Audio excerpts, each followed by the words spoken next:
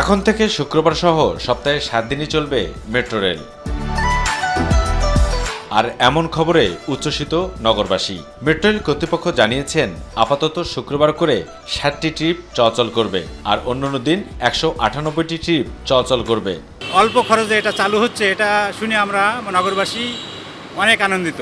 এখন আমি যেটা হচ্ছে যে আমার কাজ সেরে আমি 1 ঘন্টার মধ্যে ফিরে আসতে পারি। সাপ্তাহিক 7 দিন চলে, তাহলে আমাদের জনগণের যানজট থেকে আমরা নিরসন পাবো। আর এদিকে শুক্রবার চালু হলো আন্দোলনের সময় ক্ষতিগ্রস্ত হওয়া কাজীপাড়া স্টেশন।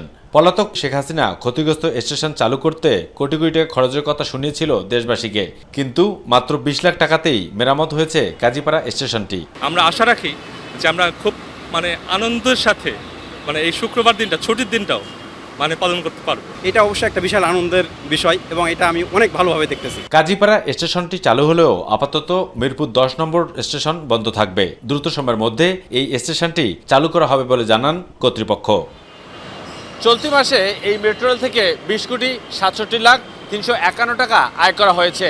আর এই মেট্রো রেলের মাধ্যমে প্রতিদিন বিভিন্ন গন্তব্যস্থানে ছুটে যাচ্ছে প্রায় 3 লাখেরও বেশি যাত্রী।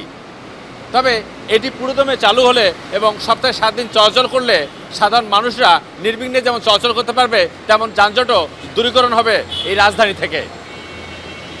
কাজীপাড়া মেট্রো রেল স্টেশন থেকে আবু সাইদ আপু, মাই টিভি, ঢাকা।